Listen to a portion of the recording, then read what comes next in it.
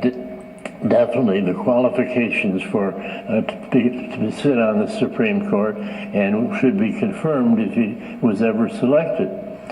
But I've changed my views, but I think that his performance during the hearings caused me to change my mind. You know, Kennedy, he can't win for losing because, you know, he did the interview with Martha MacCallum. He was criticized for being a robot. Then he goes in, he defends himself and his family. He's criticized for being too passionate. What think you? I understand that Justice Stevens is getting on in years. He's 98 years old. It's just funny to hear him say that he's changed his mind. It's like, oh, really, Captain Obvious? That's what you did when you were on the Supreme Court. He was nominated by Gerald Ford and became a very liberal jurist. He's one of those people who got on the bench for the lifetime of what was like, you know what? I am going to flirt with my hippie side. I will say this about Judge Kavanaugh. I appreciated his contrition, and he seemed to take a self-survey, and he realized his shortcomings in the hearings, but also he sounded a little too much like a politician, and I don't necessarily want to see that side from a Supreme Court justice. Yeah, so I agree certainly with the last part of that. I think it was a little bit like, you know, who are you going to believe, me or Lion Eyes?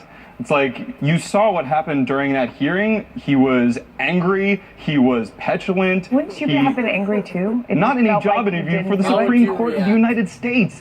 Plenty of people have sat in hearings for 11 hours and not lost their cool. I want to bring up a name that all of this is hinged on, and it's Senator Jeff Flake of Arizona with breaking news. The Republican senator now says he will vote to confirm. He is a yes to confirm Brett Kavanaugh to the Supreme Court.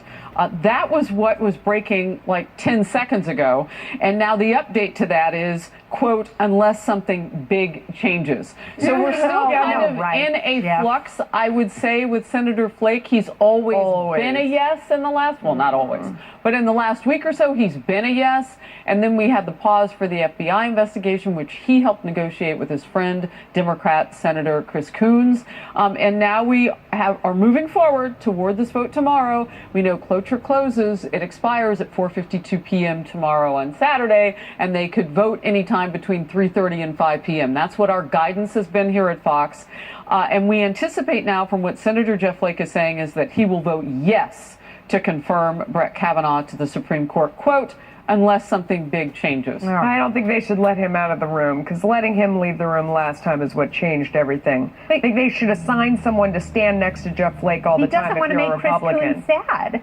But I think I want to go back to what you said, Jake, because you essentially labeled Kavanaugh a partisan. And so my question to you then, by that same logic, would Ginsburg need to step down? Why wouldn't she step down then? Or why wouldn't you call on her? Because she has said overtly political things about Trump, whereas with Brett Kavanaugh, he is standing up against baseless allegations against him. So why wouldn't she need to step down? Because that's not what these hearings are about. This is a job interview, and she is not in a job interview. We have an opportunity now, and the Senate has an opportunity. If you don't like partisanship on the Supreme Court, boom. This is a person who, in his job interview, said what goes around comes around, essentially saying that he was going to attack liberals once he got to the Supreme Court. Can I ask a question, though, that kind of piggybacks off of what you're saying, though, Lisa, too? Because when Ginsburg said that about President Trump, she apologized, said she shouldn't say it.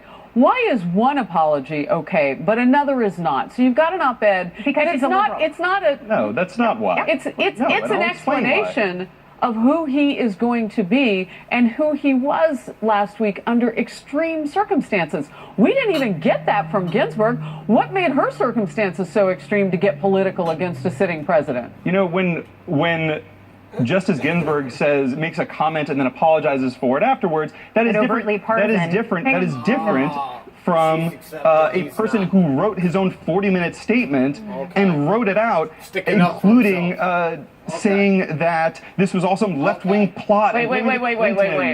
Why does she get a pass for not owning her own words? She did own her words. She apologized, and she did it right afterwards for one remark that was a bad idea. Again, I go back to how is it? Because this wasn't one remark. This was a massive pattern for 40 minutes. Well, and not just for 40 minutes, but also it was also a response from the father of two girls being accused of being a gang rapist.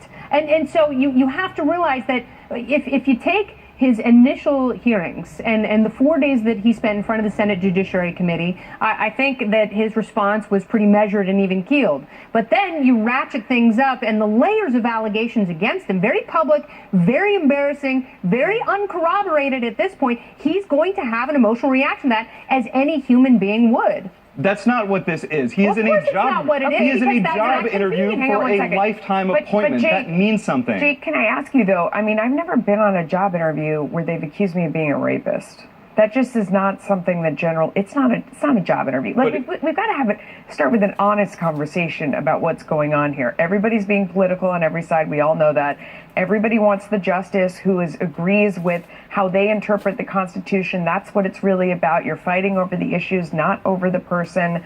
I mean, the only way we can all move forward as a country here is to be honest about what we're and acknowledge that there are variables. But this conversation is not honest, because point being, Judge Kavanaugh was not being a partisan. He was stating the blatant truth, and the truth is that Democrats sat on these allegations for weeks, and someone from the Democrat staff leaked them, whether it was Dianne Feinstein or someone from her staff. How is that not a partisan attack from the left? Dr. Ford had been making these allegations back when he was still on a short list. Weaponize these allegations against him. That is a fact. Instead of the Republicans saying, you know what, these are serious allegations, we should look into it, they said, let's cover it up, let's move forward as quickly as possible. And they should have been looked into, and they should have been looked into further. And yet you guys weaponized them. The Democrat Party Dianne Feinstein sat on it like a rotten goose egg. Harris? On that note. You love doing that to me. It's so funny.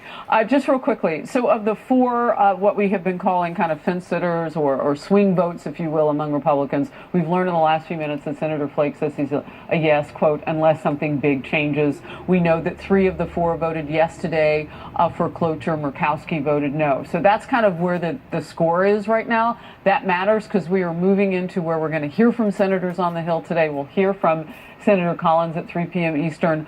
It really does matter what happens now in the next few hours. So a lot of this conversation will continue to go on, but we want to make sure we keep our eye to the... Man, are we distracted from the real issues, though? President Trump unleashing on Democrats during a campaign rally last night amid the showdown over Judge Kavanaugh. We're going to discuss the political impact of all of this with just weeks to go until the high-stakes midterms.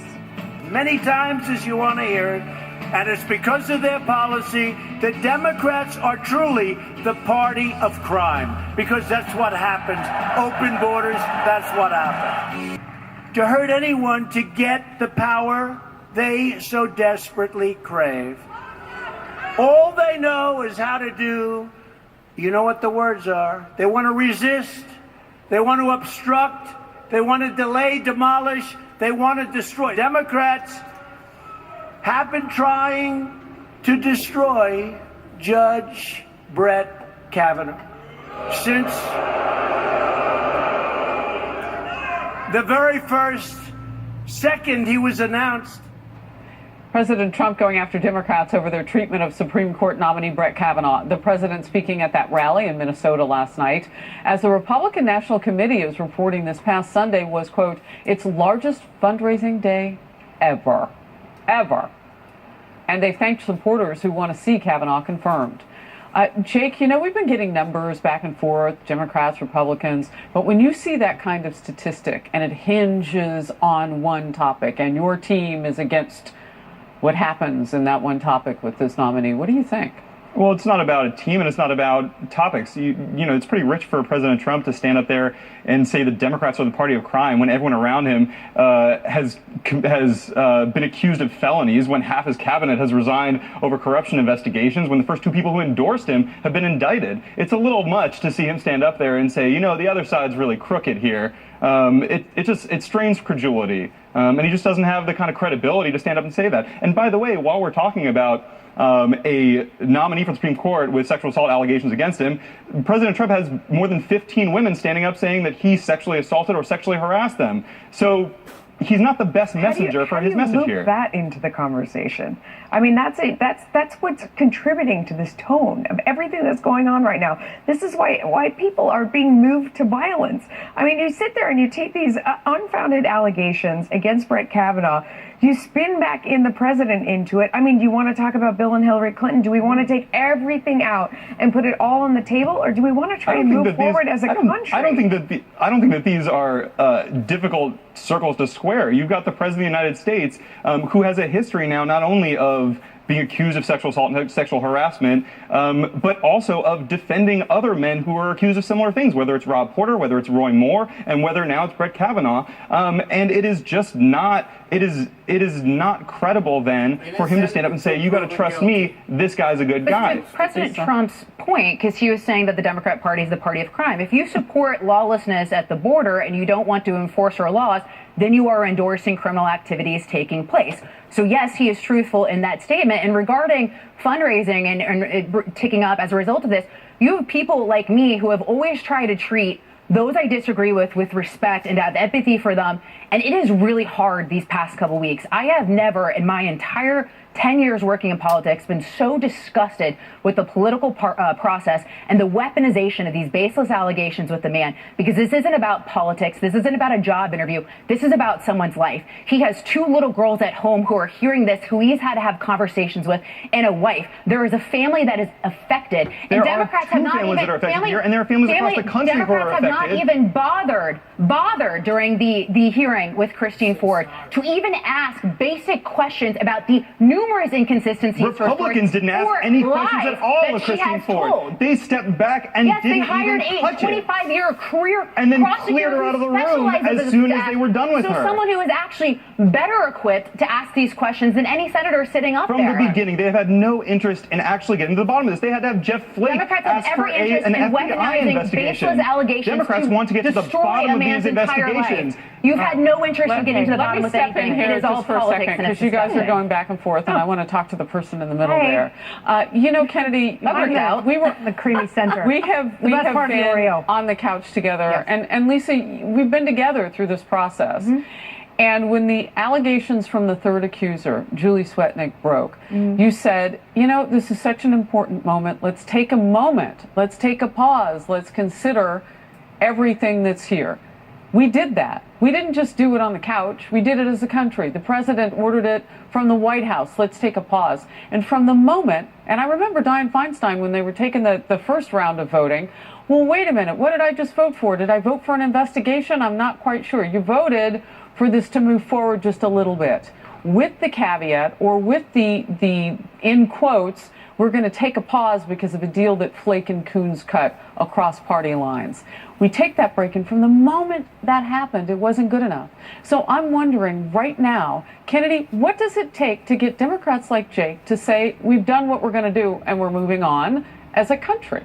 You know what it's going to take, and this is a very painful reality. Right now, I feel like our system is so broken, this two-party system. Unfortunately, we need more parties in here. We have to break the stranglehold of these cartels, because people are so disgustingly entrenched that they're no longer talking about plans and ideals and how to make the country better. It's literally like, how can I bolster my talking points to shoot you down as fast as possible? And that's horrible. I was talking to Matt Welch on my show last night. What are libertarians doing in this moment? He said, well, you know, we're waiting to see if Kavanaugh is confirmed, and then when he's confirmed, we're waiting to see how he decides on critical cases. And we're not talking about his judicial philosophy. We're not talking about how he interprets the Constitution or how best to move forward in this process. We're busy having this massive, overblown tantrum, and right now it's not a good look for Democrats. You can spin it however you want, but it really looks bad. And if you want to talk about Dr. Ford, she's been a victim in all of this, because this whole thing could have been done confidentially. If the Democrats have so much faith in the FBI, she could have taken those allegations right to the FBI at the beginning of this process and not drag her and her family and Brett Kavanaugh and his family through the mud. People have been trying to contact the FBI even over the last week while they're doing this investigation. Please don't even try that. All right. And don't miss Harris's interview with White House Press Secretary Sarah Sanders when she joins Harris live on Outnumbered Overtime. That is coming up at the top of the hour. You have a lot of questions, I know. I do, and want to do some listening too, because they're working White House strategy right now between now and 4:52 p.m. Saturday. So I want to know what that is. Okay. New questions over the FBI's handling of the investigation into alleged collusion between the Trump campaign and the Russian government. What we're learning about a reported FBI source linked to the DNC and the Clinton campaign. Welcome back. Well, new developments in the congressional investigation into the start of the DOJ probe of the Trump campaign. Former FBI official James Baker reportedly giving explosive closed-door testimony about the, quote, abnormal handling of the investigation. Baker reportedly telling congressional investigators that Michael Sussman, a lawyer who is linked to the DNC and Hillary Clinton campaign, provided him with information about Russian election meddling. This coming ahead of the meeting planned for next week between Rod Rosenstein and House Republicans. That interview will likely focus on this and so much more, I suspect. So, Jake, question to you. So, James Baker was one of the top heads of the FBI. He also played a critical role in the obtaining the FISA surveillance or FISA warrants as well. What business would the FBI have meeting with Michael Sussman, who is a DNC lawyer, who also is at part of the firm that hired Fusion GPS and the dossier, which was used to obtain a FISA warrant? What business would James Baker have meeting with someone like Michael Sussman? This is an overblown process story, and the FISA warrant, the Russian investigation didn't even begin with Carter Page. It began with George Papadopoulos saying that the Donald Trump campaign hold on just 1 second, Jake. But this meeting came before the FISA warrant was obtained. So why? Against Carter Page. Why would they meet? I mean, you'd have to ask him, but this isn't a. But what business would the FBI have meeting with DNC officials, particularly considering the fact that dossier?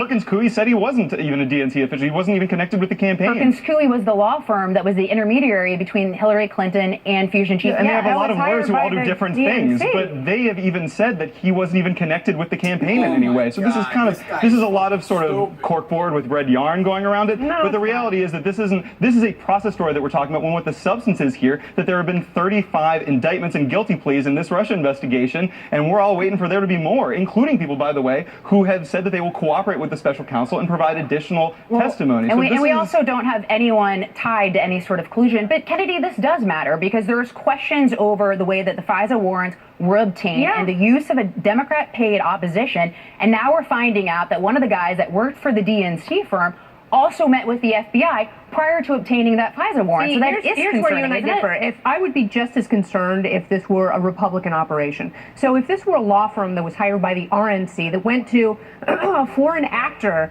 to gather dirt on a presidential campaign and paid millions of dollars for it, and then the same intermediary went to the FBI and said, here's something interesting, and then the FBI launched an investigation and sought warrants to spy on an American citizen, that should be disconcerting for anyone. That would not something that's easy. Hold on, Jake. I just want to correct one little fact that the Democrats always get wrong. This didn't actually start with Carter Page or Papadopoulos. Actually, Fusion GPS was working on this dossier before all of that happened. So that's actually what got the streak that started from the depths of the Great Recession when President Obama started turning around this economy, and we're in a good place now, and that's great. But I think that there's a reason that even I'm going to take it to a negative place now, but there's hang on, because we're going to do it. You were going to. I know, so I'm going to do it anyway. But there is a reason that even with a good economy, that President Trump has the lowest approval rating of any president in the modern era at this point in his tenure, and that's because people have seen him. True. Well, at this point in his tenure, they don't understand that is not true. He's actually right where Clinton and Reagan and Bush and Obama were at this point in their presidency.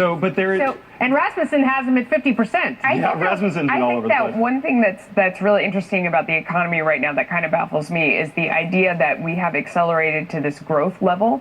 Because if you look at, we had, sort of been told that we were going to be this nation that could only grow at 1%. And generally after a recession, you see what we call a V-shaped recovery, where you're kind of at a standstill. So it's easier to go faster and accelerate faster from a standstill than it is if you're already running. And the fact that we've seen this this big acceleration rate here. I think even more than the unemployment rate is what is really staggering.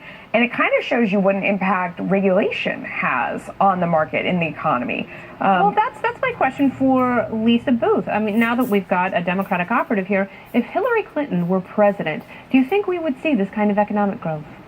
No, I don't. And I think the key difference is, obviously, Melissa and you can speak from this with the business background, but I think the key difference here, one is the deregulation that we've seen under President Trump that we certainly didn't see under Obama. If anything, we saw the complete opposite. Taxes? No, of course not. And we also saw the tax reform. Where do those tax cuts go? They went to the wealthiest people in America. No, but the and tax, the largest the corporations. tax reform my taxes also went up. So. And also, you look at the confidence. Because you live in New York. No, if you look at confidence indexes as well, with both businesses, manufacturers, they feel more confident. If you feel more confident about the future, you're more inclined to hire people. You're more inclined to expand your more business. inclined to spend money. So that you're more inclined to spend money as well. And those are key differences that we didn't see under President Except that Obama when he was destroying small businesses with regulation after regulation. Destroyed small business all the way to a recovery. We saw more all small the way to the businesses go longest under expansion in American he was history. actively resentful of small businesses, and also That is absolutely not true. No, you didn't build that. was saying that yeah, if you run a small business, you know actually exactly what he was saying, Okay, which is that, but that, Jake, that it hang on, takes one at a a lot of work to time. make Let her something finish. happen. Deep breath. I'm doing the questions right now. It's okay. We didn't see this kind of boisterous GDP growth that we are with this administration. And, you also, there were other measures that Lisa has touched on that you just didn't see during the Obama era. Well, you saw the same trajectory that you're seeing now. We've just gotten into a higher point. But the With problem unemployment, Melissa? Actually, if you look at the facts that come out of the Federal Reserve, the divide between rich and poor expanded massively under President Obama. Median income fell. We had the slowest recovery in history since they began, keeping track of those things. So if you look at just the economic metrics, the last administration really, dealt a lot of blows. The last I administration know saved this we economy have from the big depths of the feelings, Great and we've got Recession. more outnumbered in just a moment. Stay here. Are a good sport, my Hopefully your friend. parents All are right, we are watching. back here on Monday at noon Eastern, but for now, here is Harris.